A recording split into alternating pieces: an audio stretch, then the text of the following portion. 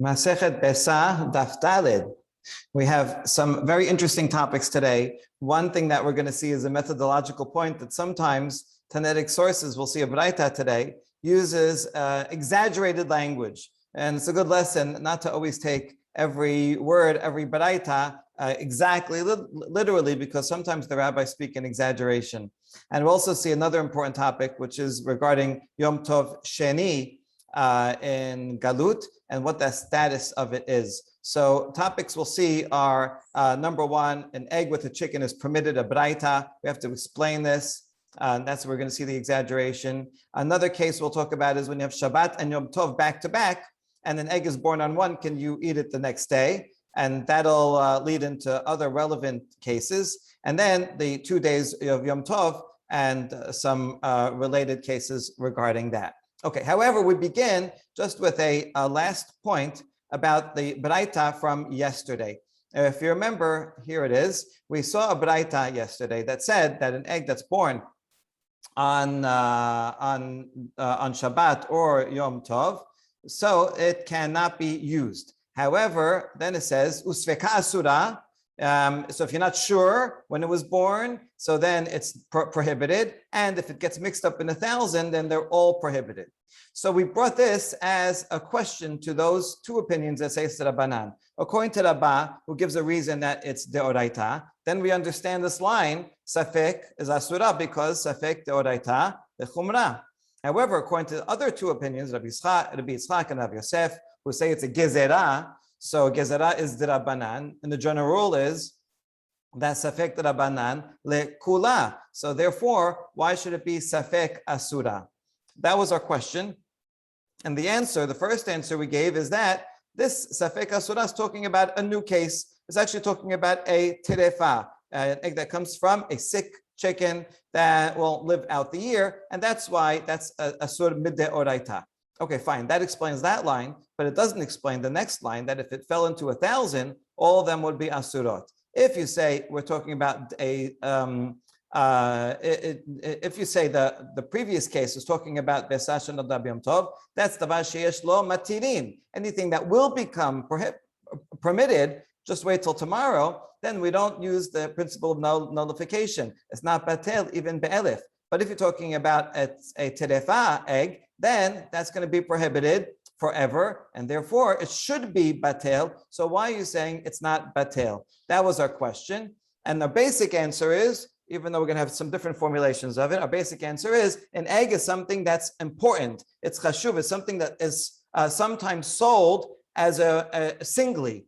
Not always do you sell a dozen eggs, sometimes you sell one, and that gives it significance, and therefore something that's significant is not batel. Now, who says that?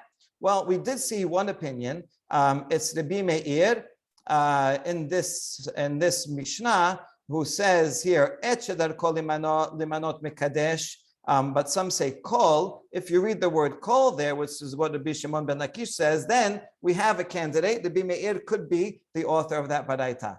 However, our problem is, what if you have the word Et shedar kol limanot, which is what Rabbi Yohanan says? Then who will you say is the author of this Mishnah? So we found someone. It's going to be the end of this Mishnah. We're going to see the opinion of Rabbi Yehoshua, and it could be him. Okay, so we just have to read through the Mishnah. It's a pretty simple case, even though the Mishnah is a little bit wordy. And then we'll see his opinion. What we're looking for is for Rabbi Yehoshua, who says even something that is sometimes sold singly, called davar she'b'minyan, something that is counted out one by one, is considered important and not batel. So let's see the case that this Mishnah is talking about. Ditnan, litra ketziot she'derasa al pi igul. Litra is the same word, it comes from Greek, litra or liter, probably the origin of our word liter, but actually it's a weight measurement, and is also the origin of what we call a pound. When we abbreviate a pound, we call it LB, which is actually short for libra, a version of litra. So litra is literally a pound of dried figs that would be pressed into a circular mold to make a fig cake.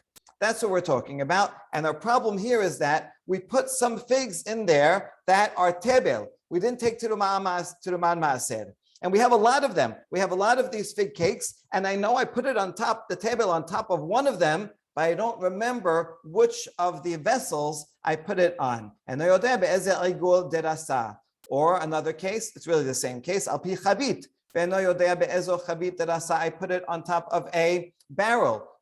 This table, but I don't know which barrel. I have 50, 100 barrels here.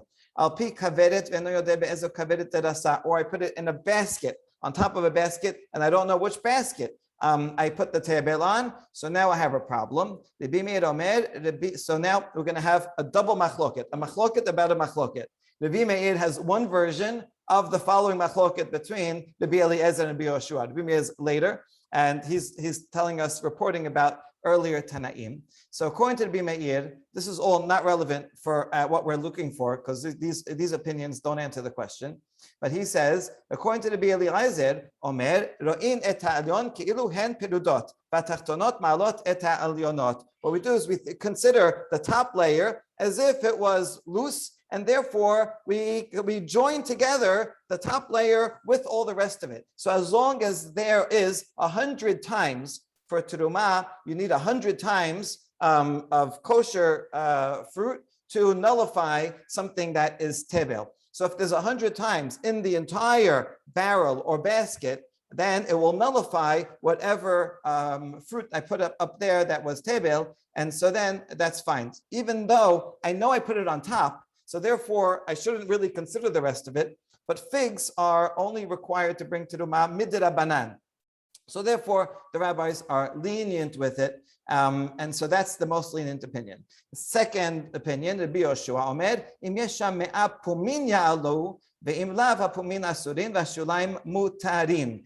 So no, since I put it on the top, I know it's on the top. So therefore, the only way to nullify it is if I have 100 barrels and only one of them I put this table. So therefore, all 100 barrels together, the top layers of them will nullify the one top that I put it in. So that's Rabbi Yoshua. So you really, you know where it is. So therefore, you need 100 tops. Good. That's one version of the machloket of Rabbi Meir. Rabbi Yehuda says otherwise. Rabbi Yehuda Omer. Rabbi Eliezer Omer. Im yesham me'a pumin ya'alu ve'im lav ha'pumin asurin v'ashulayim mutarim. According to Rabbi Yehuda, what Rabbi Yoshua said before in the other version, Rabbi Yehuda says is now Rabbi Eliezer's opinion. So the same thing, the one that is really the most logical, that I know I put it on the top of one, so I need 100 barrels in order to nullify it. So all tops of the 100. And now here's the thing we've been looking for. Rabbi Yoshua Omer, afilu yesham shelosh me'ot pumin lo ya'alu. Even if there are 300 barrels and 300 top mouths of the barrels where I put other fig cakes, nevertheless, it's not nullified. It's never nullified, no matter how many. Nothing happens. Why? Why is Rabbi Yoshua being so strict? He seems to think that since sometimes I'll sell a cake, right, as a whole, sometimes I count it out and sell it as a unit. Therefore, each cake is a significant object, and anything that is even sometimes sold at singly does not become nullified. And now that is useful for us because he could be the author of our Baraita that says that eggs, that it's a terefa egg, and so it'll always be asur. Nevertheless, because eggs are sometimes sold singly, it's not batel even in 1,000. That would explain our Baraita. Okay, good. Now that we quote this Mishnah, mostly we're just going to quote the end of it, even though it's not relevant. If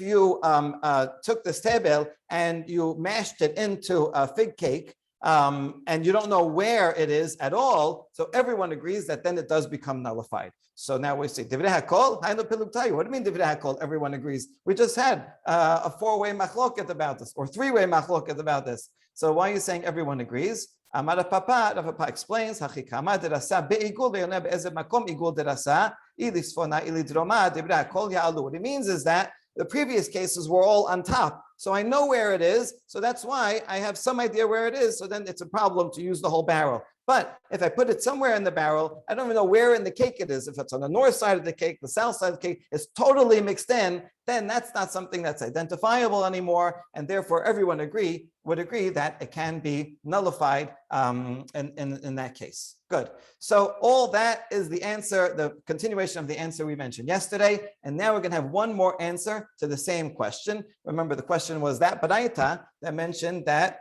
you have this egg that's born on Yom Tov, you can't use it, and then it says Safek Asura, and then it says 1 in 1,000 Asura. And so according to the opinion that says it's Drabanan, why should it be Asura? So that was the question. So Rav Assi has a brilliant answer. Rav Assi amar le'olam Safek Yom Tov, Safek Chol, Haveh davar sheyesh lo matirin. V'chol davar sheyesh lo matirin, afilu b'drabanan la batil. He says, according to the Beisah and Rav Yosef, the ones who say Drabanan, they can even say that it's talking about the same case all the way through, from top to bottom of that Baraita. And here's the thing. We know that something that will become mutar tomorrow, and that is a case, so it's not batel, we don't use nullification. Rav Assi says not only do we not do nullification, also a safek will be lichumra. Even though we usually say safek drabanan likula, that's only for something that will be permanently prohibited. But this egg, even though it's only drabanan, but tomorrow will be permitted totally. So therefore, just like it doesn't get nullified, so too a safek. You're not sure, was it born today? Was it born yesterday? Was it born on Yom Tov or not? Therefore, that we're not going to rely on a safek, because just wait till tomorrow and it'll be perfectly fine. So Rav Assi conceptually is joining together the logic of bitul together with the logic of safek. And that is really very interesting. And then this way, he can read the Baraita from beginning to end very nicely, even according to Rabbi Yitzchak and Rav Yosef. Question mark? Yeah, so at the end of the previous Baraita, it says that Rav Papa says, oh, they all agree about this case in which the figs are mashed up. We don't know exactly where the ones that are not allowed are. But according to Rabbi Yehoshua, it wouldn't make a difference because they're significant. So even if they're anywhere in the press, they're still significant, so we can't make them batil. Good. So I think the idea is like this. If you have an entire cake that's prohibited, so that entire cake will never become batel. But if you have a cake that's mixed in within one cake, half of it is permitted and half of it is prohibited, then that's not an innumerable thing. You don't sell, half a cake is not an entity. Oh. So that's why if it's mixed in within one cake and you don't know is the north side or the south side, that's when everyone would say it is batel. Okay. That's the idea. Okay, very good. And so now we get to a new Baraita. And let's just look at our outline. So we're here. We're talking about, this is a Baraita that has just some strange language, and we have to figure out what it is. And both of the explanations are going to be very interesting. So here's what it says. Tanya acherim omerim mishum Rabbi Eliezer, besa te'achel hi ve'ima. That's it. The short Baraita that you can eat the egg and its mother. Now, b'may askinan, what kind of cases are you talking about? If it's in eating one that's meant, a chicken that's meant to be consumed, then obviously you can eat it and you can eat the egg. It's a simple case. But if it's meant to be for laying eggs, then it's mukseh. We didn't have it in mind. It's not prepared food, and therefore you can't eat the chicken and you can't eat it either. So can't be talking about that case. So what is it talking about? Zeira te'achel agav ima. It's talking about a case where I can only eat the egg if I eat the chicken, if I eat the mother. Okay, why would that be? Why would there be a case that you can only eat the egg if I decide to eat the mother? Here it is. Hechi dameh amar Abaye kigon shelekacha stam. Nishchata hu brera de la'achila omedet. Lo nishchata hu brera de legadel besim omedet. I bought the chicken without having anything in mind. And I just bought the chicken. I didn't decide if I'm going to eat it or if I'm going to let it lay eggs. And then I decide during the day, right, then I bought it yesterday. Today on Yom Tov, I decide, you know what? I'm going to eat it. And I do shechita. So now I have retroactive designation, right? Bereira, huvrera, that I wanted to eat it. Because I decided I wanted to eat it, the chicken becomes an eating chicken, and therefore the egg that was laid is one that was meant for eating, and now it's permitted. So this is an amazing kedusha that I can decide on that day, and that will retroactively decide what type of chicken it is, and therefore what type of egg it is. All right, so that's one explanation of the Baraita, and here's a second explanation. No, don't take the word so literally. It's just exaggerating. You can eat it. You can even eat the chicken. You can even eat the egg. And here's another version of that Baraita. And this version has to be for sure an exaggeration. There's no way to explain the words of the following Baraita without this methodology. The Tanya.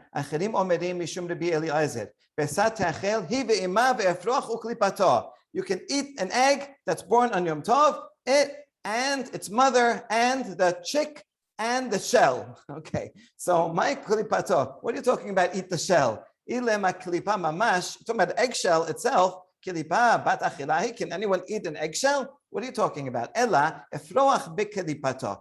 This is referring to one thing: a chick that's found inside the egg, right? On Yom Tov, you open up, you find a chick in the egg. You can even eat that. Now, is that true? Are you allowed to eat a chick that you find inside an egg? The halacha is no, you can't. In another place,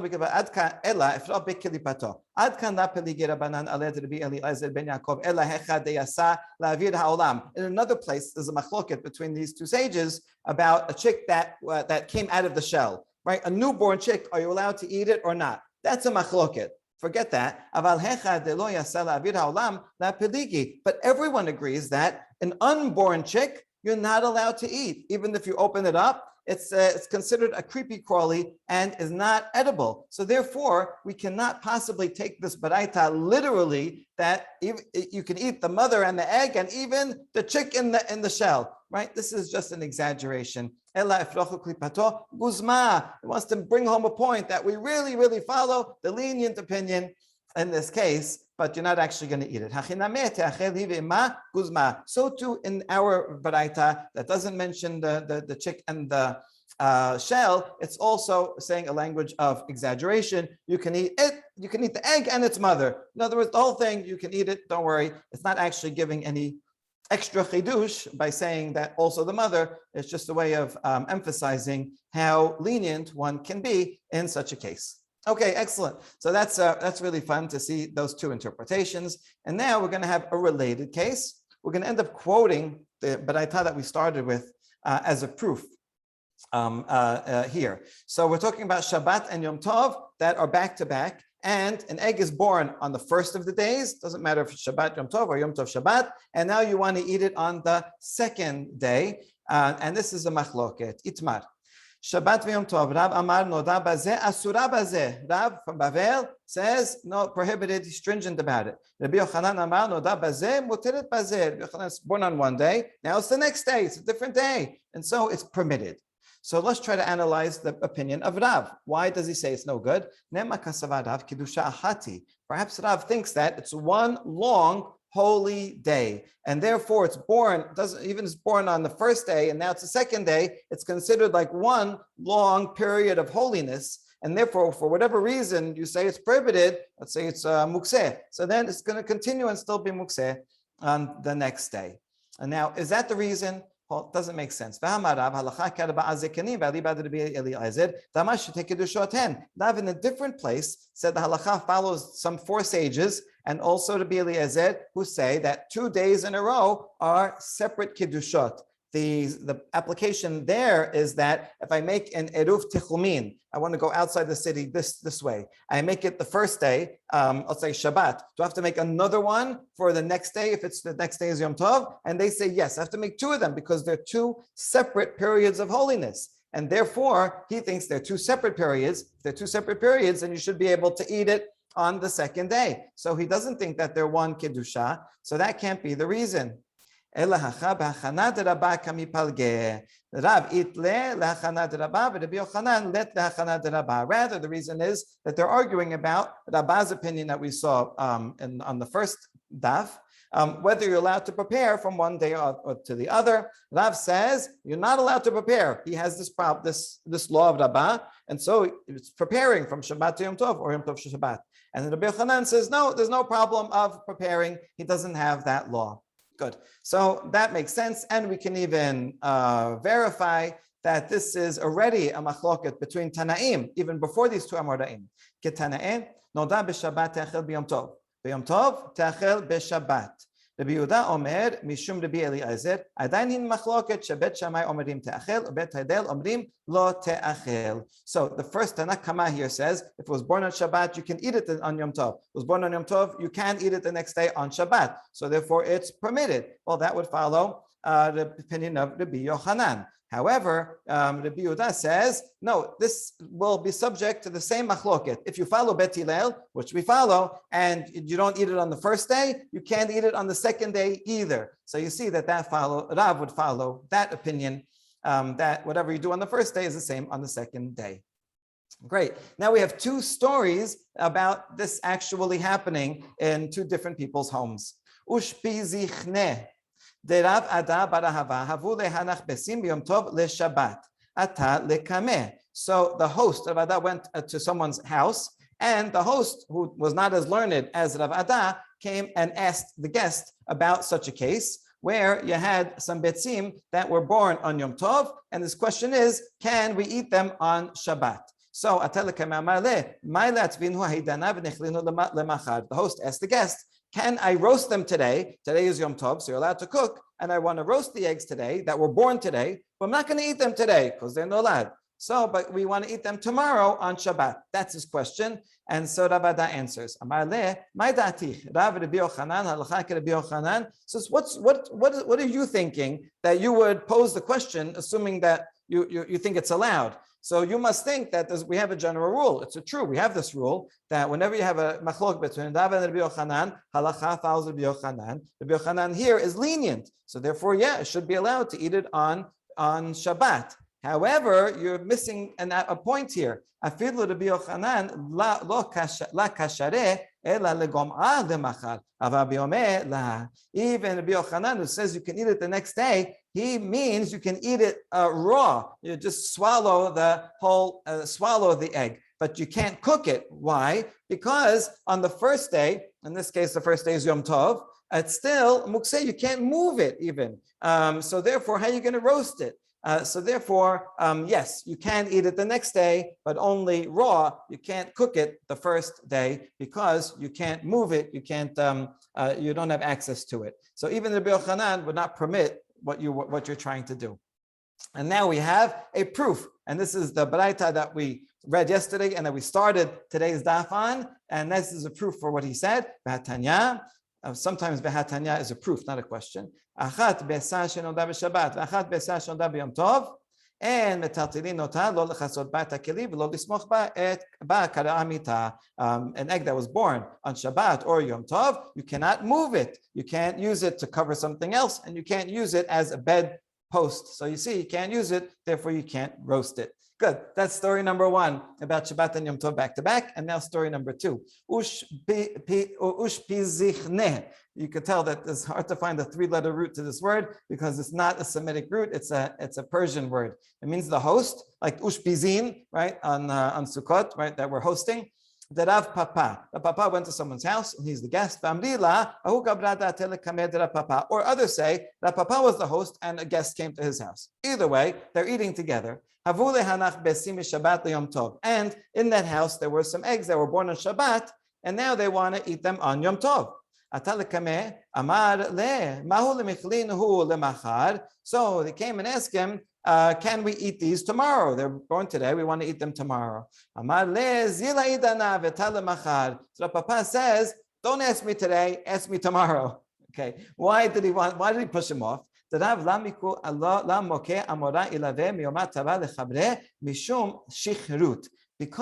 Rav Papa followed the same practice as Rav.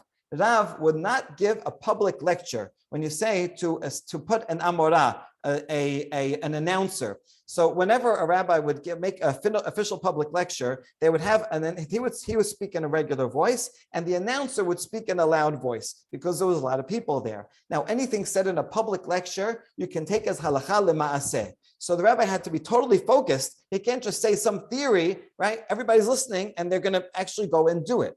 So here's the thing. They would not give public lectures with announcers when you had one Yom Tov and then the next day is going to be another holy day, right? 2 days in a row, because they would drink in between. And you don't want to give a public lecture and teach halacha l'maaseh when a person might be drunk, because then you won't remember everything and you'll say things that are wrong. So therefore, Rav Papa did the same thing. And he said, listen, we have 2 days of a holiday here, and we're going to be drinking during the meal. I drank during the meal. I can't answer you today. Come back tomorrow, and then I'll be in a proper state to give you the answer. Okay, so that's just fun in itself. So he does come back. See,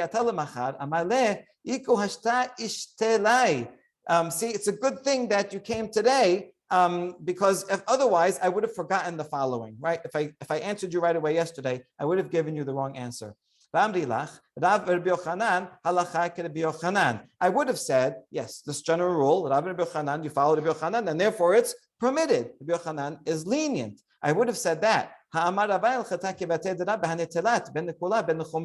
I would have forgotten that which I now remember, that I'm sober, that there's a secondary rule. There are exceptions. That Rav said there are 3 matters in which we follow Rav, even against Rabbi Yohanan, lean for leniency and stringency, and this is one of them.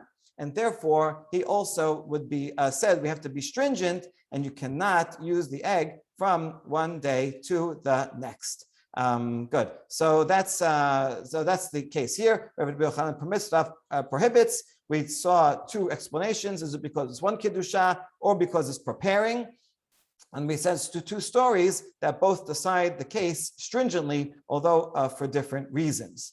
Good. And now we're going to apply the case of an egg being born to wood falling off a tree into an oven. And these are conceptually the same. Wood on a tree cannot be used, right? It's mukseh. It's mukseh. But if it falls off the tree, then, well, now, how about now? Can I use it? It falls into the oven. Well, once it's mukseh at the beginning of the holiday, it's mukseh even now. And so this is similar to an egg that is born on Yom Tov. So we're going to talk about a case in which possibly you would be able to use the wood even though it fell on Yom Tov. So let's see this case. Amar Rabbi Yohanan, Asim shenashru min hadekel b'Shabbat asur hasikan b'Yom Tov v'al teshibeni Beisah. Rabbi Yohanan, he's the one that we just saw says it's permitted to use an egg from one day to the next. However, he says that if leaves fell on Shabbat, then now the next day is Yom Tov. So you might think it's the same thing, just like an egg that was born yesterday, I can't eat today. Maybe you would think that I say that branches that fell yesterday on Shabbat can be used today. But he says, no, I would not make that application. They're different. Why? My tama. The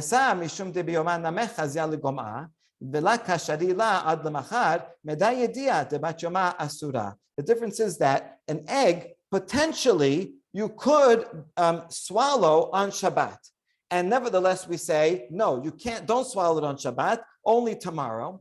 But the fact that it is potentially usable on Shabbat, and therefore we say it's not. Don't use it. The person will know. Okay, it's prohibited on Shabbat, but only permitted the next day. So we have that awareness. However, atzim the la hazu liyomayhu yisharelu lemachar atelememar biyomayhu namesheru vetmo mishum shabbatu de la hazu lahasaka. Trees, however, which because it's Shabbat and you're not allowed to burn them, so there's no way that you can possibly use them, even if they were prepared and they didn't fall off the tree. So therefore, in the case of trees, if we permit it on the second day that's Yom Tov, people will say the only reason we didn't use it yesterday is because it was Shabbat and we can't burn things on Shabbat. But otherwise, it would be permitted. And then they would make a mistake. Let's say it was Yom Tov to Yom Tov, and they would say, "Oh, it fell on Yom Tov. It's permitted to burn them even on the first day of Yom Tov," and they won't realize that's prohibited on that day. Whereas an egg, which I can use in a permitted way on Shabbat because I can swallow it, I'm not violating any melacha. So the fact that I don't use it, then therefore I know that it's prohibited on that day, but only permitted the next day. Trees don't have that noticeability. Okay, so that's an interesting distinction. Now, Amada Matna, Esim shenashur min hadekel letoch hatanur b'yom tov. The following sugya is essential for anyone studying to be a rabbi. This is one of the things in the standard curriculum because it has to do with nullification. And the question here is, let's say I have a mixture of something permitted and prohibited, but the permitted is not enough to overpower, to nullify the prohibited. Can I add more of the permitted material so that it'll get up to the level of whatever I need to get up to? Let's say, it's 1 in 60, and this mixture is only 1 in 40. Can I add more on purpose to nullify? Can I nullify on purpose? So this is the primary source for this question. So here's the case. You have trees that fell from a tree, branches that fell from a tree right into an oven on Yom Tov. They go right into some kind of big oven, or maybe like a fire pit or something, or barbecue. So here's what I'm allowed to do, according to the Matana. I can go and take more permitted branches, more firewood that I had prepared before, add them to it until there's a majority of prepared firewood, and then I can use the whole thing. That's an amazing thing that I can purposely nullify it. So now we're going to ask some questions on this. Wait a second, but then when you're preparing the fire and turning it over and poking it, you're using prohibited trees that also fell. The answer, no, since the majority is permitted, so it all becomes permitted. Whatever fell from the tree today becomes swallowed up, becomes nullified in the rest. Question. Yeah,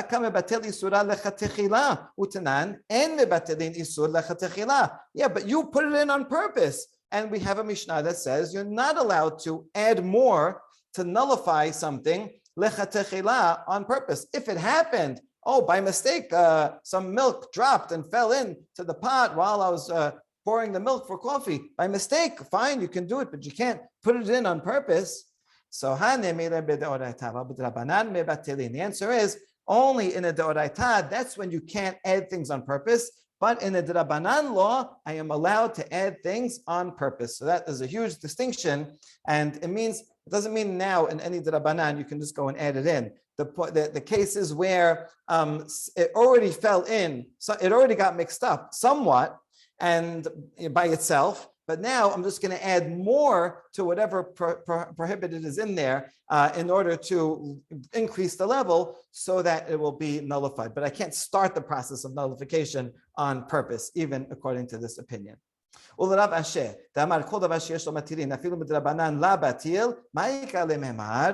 now we have a good question. Remember Rav Assi that we brought earlier in the daf, who said that anything that will be permitted later on, tomorrow, even if it's a drabanan, we don't use the whole principle of nullification. And in this case, we're talking about trees on Yom Tov. So just wait till tomorrow. And the trees that fell, the branches that fell will be totally permitted. So then what would you do? How could you apply nullification? A brilliant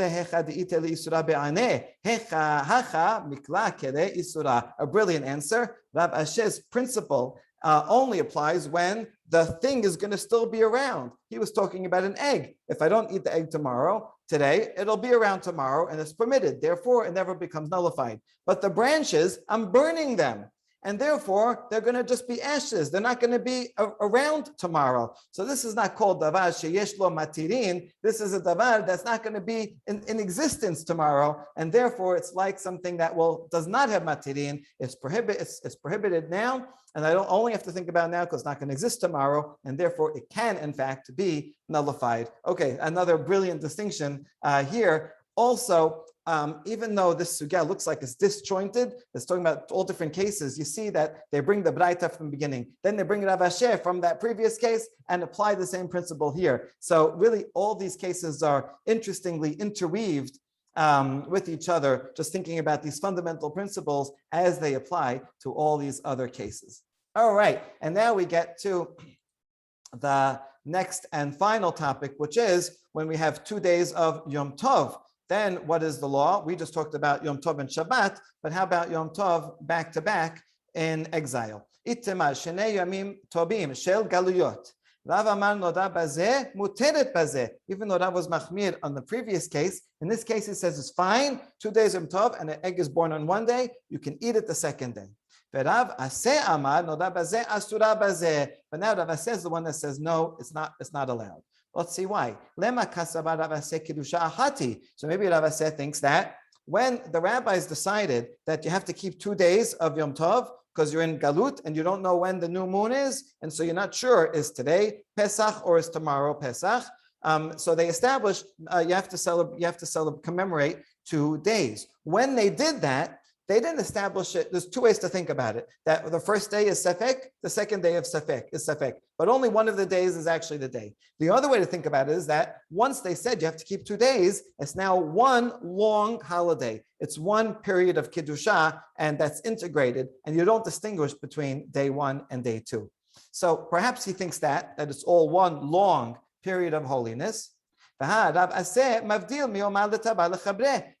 can't be, because Rav Assi, he would say havdalah after the first day of Yom Tov, which is an amazing thing. It means that he really knew that according to the calculated calendar, the first day is the real day, and therefore you have to say havdalah after the holiday is over. So he would say havdalah, right, and break it apart, and then he would also keep the second day because safek. But since I really know, I'm gonna do the first day fully and say havdalah. So therefore, you see, he treats the 2 days as separate units, as a safek, and since he kind of really knows the first one is the real one, he would say havdalah. So then why did he say that is prohibited on the second day? He should permit it on the second day.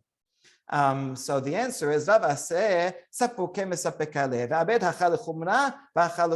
The truth is Rav Assi was not sure if it should be treated like 2 separate days or like one long day, and therefore he took the stringencies of both. On the one hand, he said, maybe today is the real day, I should say havdalah, so he would do that. On the other hand, maybe it's one long holy day, and therefore an egg born today, I'm not going to eat tomorrow. So Rav Assi was stringent for both sides. Amar Zeira, kevatet Rav Assi mistabera. Zeira said, what Rav Assi said, that did actually make sense, because after all, today we know how to calculate the calendar. And so therefore, if you would think that it's 2 separate days out of Sefek, in other words, the rabbis just didn't have to institute anything. You just don't know when it is. So keep 2 days. Now, that means if you're in a time and place where you do know the calendar and you do know when it is, then you wouldn't have to keep the second. And yet, look around. Even though we know when the real day is, we still celebrate 2 days. That means that we should treat them like one long day. When the rabbi said, keep 2 days, it wasn't simply out of safek. They established 2 days as a 2-day long holiday. And therefore, he agrees at least with half of what Rav Assi said, that we should be stringent to consider it 2 days and not eat the egg from one day to the next. Okay, and now another support. Okay, we have to bring a lot of supports. Apparently, there were some people that didn't that wanted to curtail the second day of Yom Tov. Amar Abaye, kevatet Rav mistabera ditnan. So no, he says he's going to follow Rav. He's going to support for Rav. The opposite. That no, it's considered 1 day. Ditnan. Parishona hayu masiin masuot משקלקלו הכותים התקינו שיהיו שילוחין יוסעים, ואילו בטלו כותים עבדינן חד יומא, ואחד דמתו שילוחין עבדינן חד יומא. So here's how he learns it. There is a Mishnah in Rosh Hashanah that says that they used to have a system that worked very, very well, that when the witnesses came to the Beit Din and said, today is Rosh Chodesh, so then they would send someone to the top of a mountain, he would wave a torch. And then the next person on the next mountain would see it and wave the torch. And then within just a few minutes, you can go from mountaintop to mountaintop, all the way up to the north and even into Bavel. And everyone would know that today is Rosh Chodesh, and then they would know which day is for all the holidays, and they could keep only 1 day. Now, that was used during that time. Whenever the messengers did not reach diaspora, they said you can use this. Now,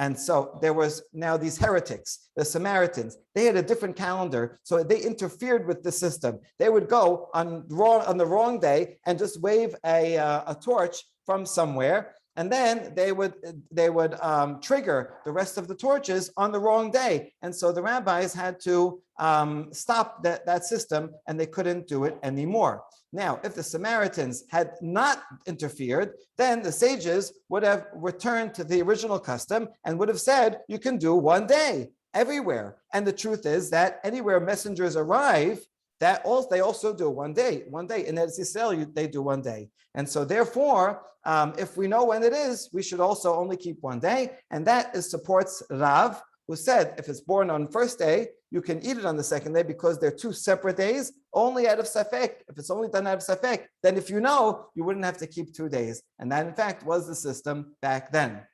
So that's interesting that we have a proof for the other side. Now we have a question. Well, nowadays, right, we do know the calendar. So you just said we bring a support to Rav because, after all, once upon a time when they had a system of communication, they only kept one day. And if the Samaritans had not messed it up, we still would have kept one day. So now we do know the system. Why should we keep 2 days? Mishum deshalchu mitam izaharu b'minhag avotechem b'idechem zimnin degazru hamalchut kezera ve'ateh le'ikalkule. So because they sent a message to us from Eretz Yisrael to Babel, and they said, I know you now, you know how to calculate, but nevertheless keep the custom of your forefathers, because who knows what will happen? Maybe today, now you can sit and calculate. It takes a long time. It's a very complex calculation to figure out when the new moon is going to be. And so now you're at peace and you can do it. But who knows? Maybe there'll be some gezerah, some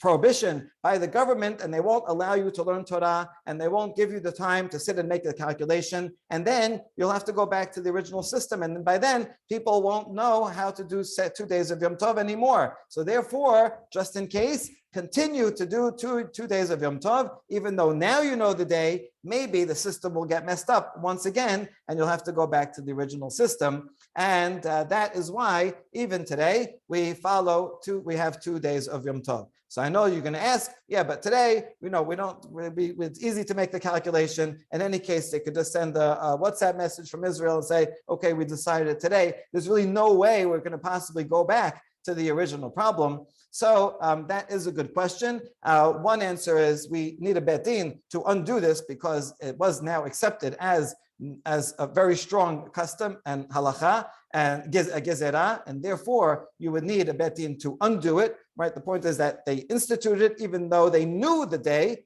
back then, and they said you still have to do it. And the other answer is because if you had only 1 day of Yom Tov, then you wouldn't have 2 days to go to your parents and your in-laws, and that would cause big fights for the sake of Shalom Bayit.